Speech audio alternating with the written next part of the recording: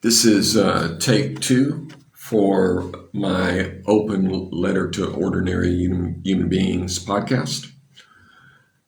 I'm going to speak spontaneously for a moment because of editing purposes. I'm learning this by making all these mistakes that I'm sure first-time podcasters, some of them make. I tend to make more mistakes than most, so I just keep on going until I figure it out.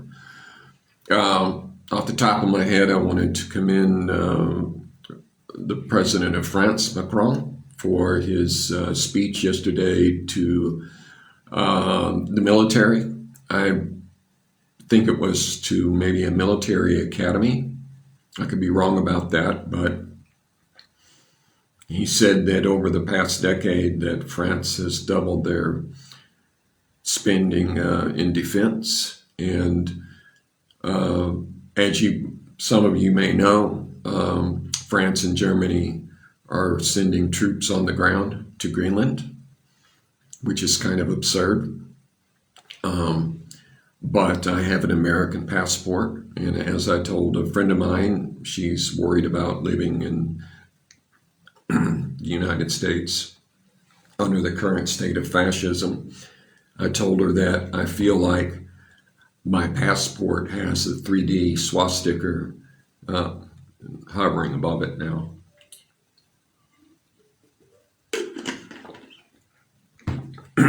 So now that I've spoken spontaneously a bit, I'm going to read the written material here, and hopefully it'll connect with some of you. This is my open letter to ordinary human beings on Friday, the 16th of January, 2026. I'm going to read the poem that Renee Nicole Good, Macklin, won an award for at Old Dominion University in 2020. I have taken the artistic liberty of changing one word, acidic, into alkaline, because salt is not acidic. Poem on learning to dissect fetal pigs by Renee Nicole Good, Macklin. I want back my rocking chairs, solipsist sunsets, and coastal jungle sounds that are tercets from cicadas and pentameter from the hairy legs of cockroaches. I've donated Bibles to thrift stores, mashed them in the plastic trash bags with an alkaline Himalayan salt lamp, and post-baptism Bibles, the ones plucked from street corners from the meaty hands of zealots, the dumbed down, easy to read, parasitic kind. Remember more the slick rubber smell of high-gloss biology textbook pictures. They burned the hairs inside my nostrils and salt and ink that rubbed off on my palms. Under clippings of the moon at 2:45 a.m., I study and repeat ribosome in a plastic lactic acid stamen at the IHOP on the corner of Powers and Stetson Hills.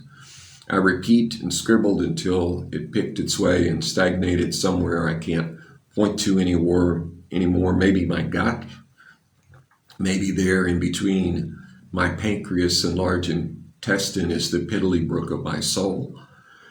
It's the ruler by which I reduce all things now, hard-edged and amped, splintering from knowledge that used to sit a cloth against fevered forehead.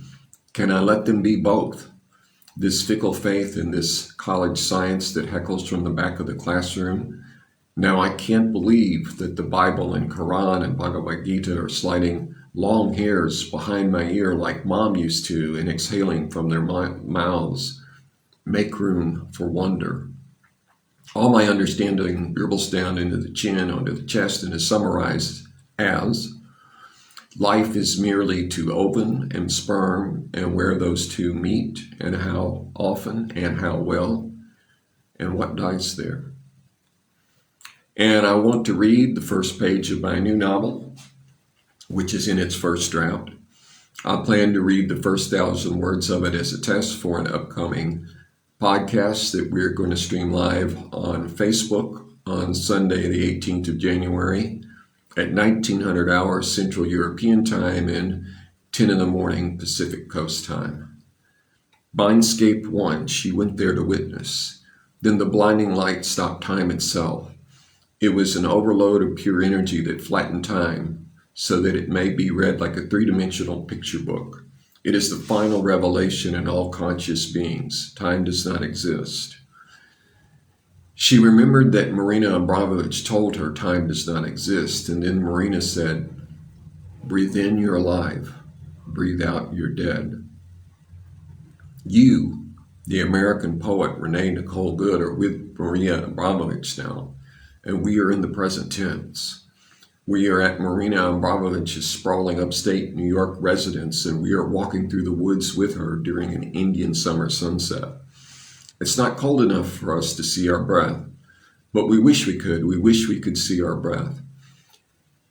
We now stand a due north 3-hour drive to here, Malden Bridge, New York, from our nice flat in Manhattan, New York, where the kids are settling in well. They have a form of resilience that defies imagination. Listen, Marina says. Listen, she says again. And that's so much for the first page. And I'm going to speak spontaneously just a little bit to have a little bit more material to edit. As I said, as I posted earlier to a friend of mine, Scott, I said that I take big swings and I fail, and I learn from that failure. That's my process. So thank you for your patience with my process, those of you who have endured the tedium. And I am going to see if I can edit this a bit. Thanks so much.